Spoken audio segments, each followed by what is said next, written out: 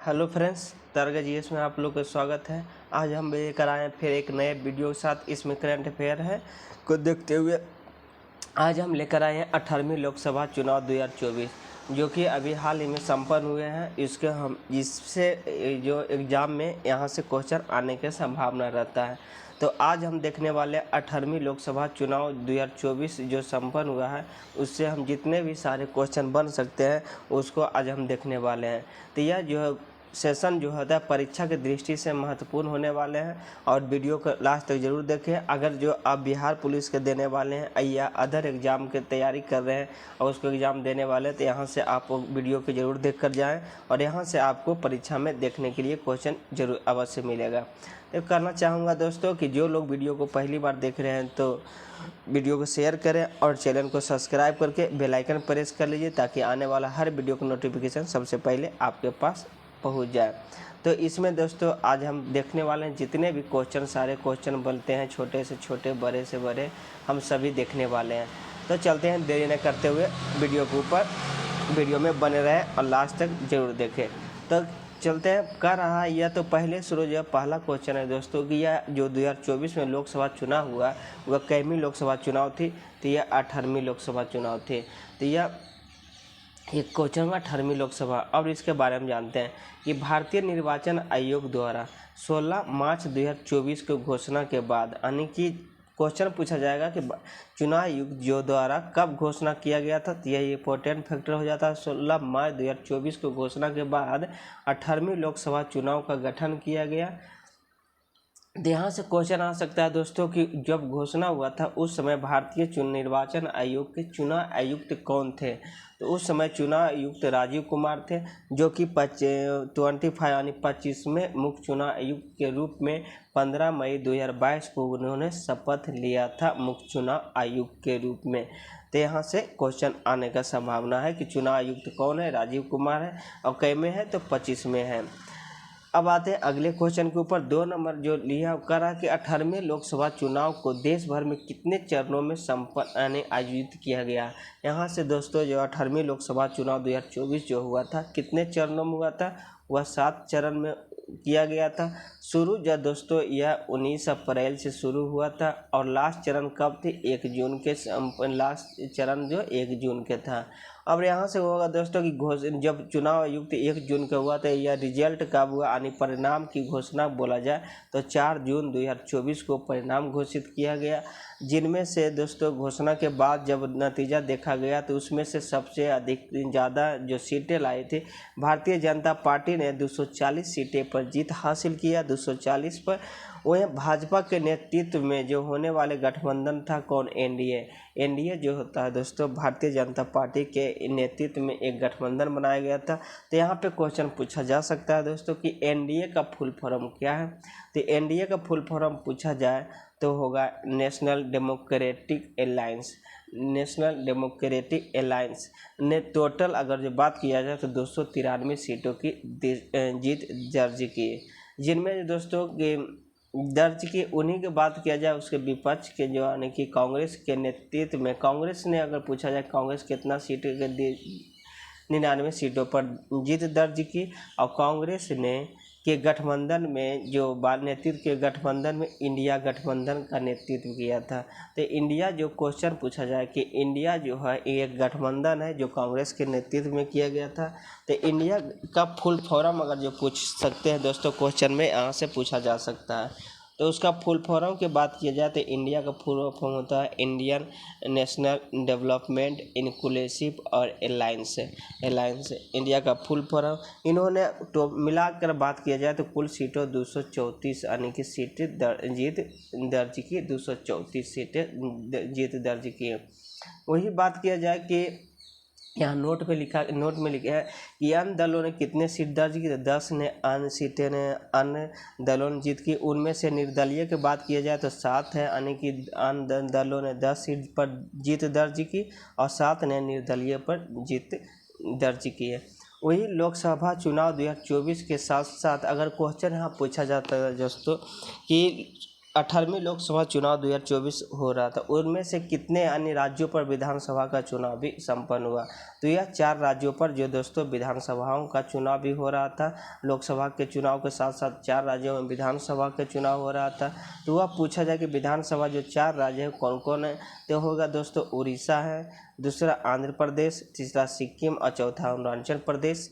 जो लोकसभा चुनाव के साथ साथ विधानसभा के भी चुनाव इन चारों राज्यों में हो रहा था।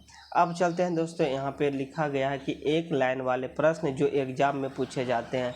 जो दोस्तों जो 18वीं लोकसभा चुनाव से जो एक लाइन में जो क्वेश्चन बने हैं, वह जो यहाँ से क्वेश्चन आपको परीक्षा में आने का संभावना हो सकता है। तो ये देख लेते हैं कि एग्जाम में पूछे जाते हैं। तो क्या है दोस्तों, तो पहला जो क्वेश्चन है जो दोस्तों 1 नंबर बना है कि 18वीं जो लोकसभा चुनाव का टैगलाइन क्या था। जो पूछा जा सकता है दोस्तों कि 18वीं लोकसभा चुनाव जो होता है उसमें टैगलाइन क्या था। तो वह टैगलाइन था दोस्तों कौन? चुनाव का पर्व, देश का गर्व। यह याद करके जाना है दोस्तों, टैगलाइन था चुनाव का पर्व और देश का गर्व। यह 18वीं लोकसभा का टैगलाइन था। और दूसरा क्वेश्चन की बात किया जाए कि चुनाव आयोग जो होता है, चुनाव आयोग राष्ट्रीय आइकॉन कौन था? यानी कि 18वें लोकसभा चुनाव 2024 जो संपन्न हुआ उसमें राष्ट्रीय आइकन की बात किया जाए कौन बने थे, तो राष्ट्रीय आइकन दोस्तों सचिन तेंदुलकर थे। यानी कि चुनाव आयुक्त के राष्ट्रीय आइकन सचिन तेंदुलकर थे। वही बात किया, तीसरा क्वेश्चन अगर बोला जाए कि चुनाव आयोग का युवा आइकन कौन थे, यह दोस्तों सचिन तेंदुलकर राष्ट्रीय आइकन थे। युवा आइकन का अगर पूछा जाए तो आयुष्मान खुराना थे। आयुष्मान खुराना जो एक अभिनेता जो युवा आइकन के रूप में 18वीं लोकसभा में युवा आइकन के रूप में आयुष्मान खुराना को नियुक्त किया गया था। अगला है जो दोस्तों चौथा क्वेश्चन का रहा, चुनाव आयोग का दिव्यांग आइकन कौन था? हाँ दोस्तों, दिव्यांग आइकन एक था राष्ट्रीय आइकन, दूसरा युवा आइकन, तीसरा दिव्यांग आइकन कौन थे? तो शीतल देवी दोस्तों दिव्यांग आइकन थे।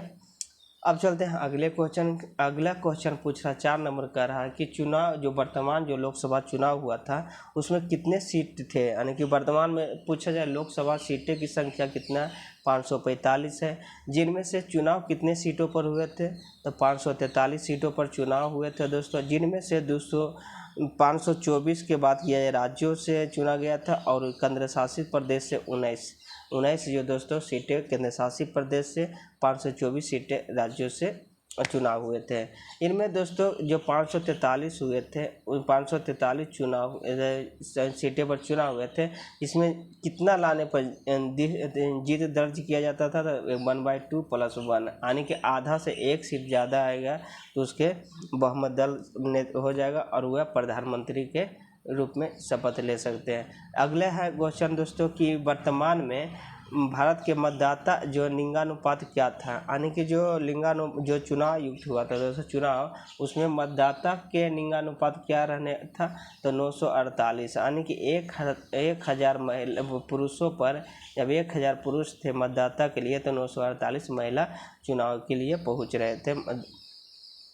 अगला क्वेश्चन है कि 18वीं लोकसभा चुनाव 2024 में कितना प्रतिशत चुनाव मतदाता हुए थे। हाँ दोस्तों, यहाँ से क्वेश्चन आ सकता है कि टोटल जो 18वीं लोकसभा में कितना % की वोट पड़ी है 2024 में, तो 65.79% दोस्तों यह चुनाव संपन्न हुआ। पूरा देश में इतना % नहीं वोट पड़े थे, प्रतिशत वोट पड़ा था।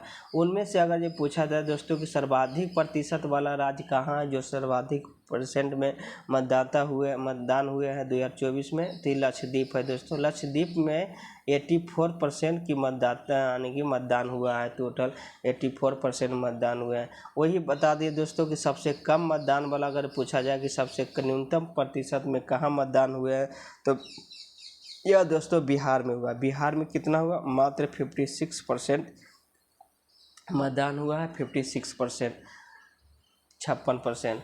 अगर वही क्वेश्चन अगला क्वेश्चन अगर पूछा जाए परीक्षा में कि नोटा एक होता है दोस्तों, नन ऑफ द एबव, जो सर्वाधिक वोट कहाँ मिला, यानी कि नोटा पर सर्वाधिक वोट जो मिलने वाले राज्य अगर जो बात किया जाए तो इंदौर में।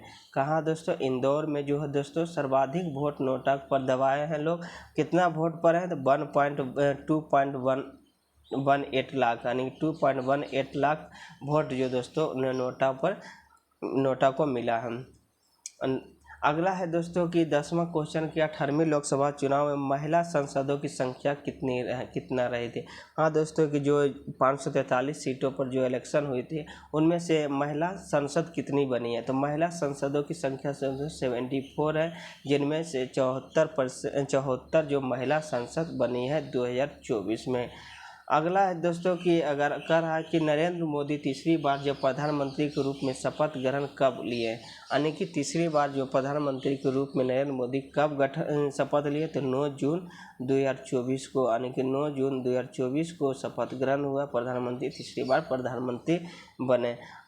यह दोस्तों यह क्वेश्चन आ सकता है कि शपथ ग्रहण की शपथ समारोह के दौरान जो है कितने देशों के राष्ट्राध्यक्ष शामिल हुए थे। क्वेश्चन पूछा जा रहा है कि शपथ जब हो रहे थे तो इन्हें कितने देशों के राष्ट्राध्यक्ष शामिल थे, तो 7 देश के दोस्तों राष्ट्रीय अध्यक्ष जो है नरेंद्र मोदी के शपथ के दौरान शामिल थे। यह क्वेश्चन अगला है दोस्तों, कह रहा है कि निर्विरोध निर्वाचित संसद कौन बने, यानी कि 2024 में दोस्तों निर्विरोध यानी इसका विपक्ष में कोई नहीं थे, कौन जीते हैं, तो मुकेश दलाल, इन्होंने बीजेपी के पार्टी से थे, और सूरत विधानसभा से इन्होंने मुकेश दलाल ने निर्विरोध जीत दर्ज की है। अगला क्वेश्चन कर रहा है कि सबसे कम उम्र के सांसद बनने वाली आदिवासी महिला कौन बनी, तो प्रियंका जार कोहली बने हैं, जो सबसे कम उम्र के सांसद बनने वाली आदिवासी महिला हैं। अगर वही पूछा जाए दोस्तों कि सबसे युवा सांसद कौन बने, तो पुष्पेंद्र सरोज बने, जो कौशाम्बी सीटें से 25 वर्ष के एज में जो लोकसभा सीटों की लोकसभा में शामिल होने की न्यूनतम आयु 25 वर्ष है, तो यही सबसे युवा जो संसद 25 वर्ष के भूपेंद्र सरोज जो है कौशाम्बी सीट से इन्होंने संसद बने हैं। वही पूछा जाए सबसे उम्र बुजुर्ग सांसद कौन बने, यानी सबसे अधिक उम्र में संसद बनने वाले कौन है, राजू थेबर बालू है, जो डीएमके पार्टी आंध्र प्रदेश के हैं, जो 82 वर्ष के इनका एज है, और उन्हें संसद बने हैं, जो सबसे एजेड और सबसे बुजुर्ग बने हैं संसद। अगला है दोस्तों कि लद्दाख में एकमात्र सीट जो जीत दर्ज करने वाली कौन बनी है, महिला कौन सीट जीत दर्ज की, तो हनीफ बने, जो कि वो भी निर्दलीय जीत दर्ज की है लद्दाख से एक सीट पर। वही था दोस्तों, यह क्वेश्चन था टोटल दोस्तों लोकसभा 2024 से जितने क्वेश्चन थे इम्पोर्टेंट सभी एक ला दिया गया है दोस्तों। इसको बार बार देखिए और 2 बार परीक्षा से पहले एक बार जरूर देखिए। अगर अच्छा लगा दोस्तों तो चैनल को सब्सक्राइब करके बेल आइकन प्रेस करिए, ताकि आने वाला हर वीडियो का नोटिफिकेशन सबसे पहले आपके पास पहुंचे। Thank you.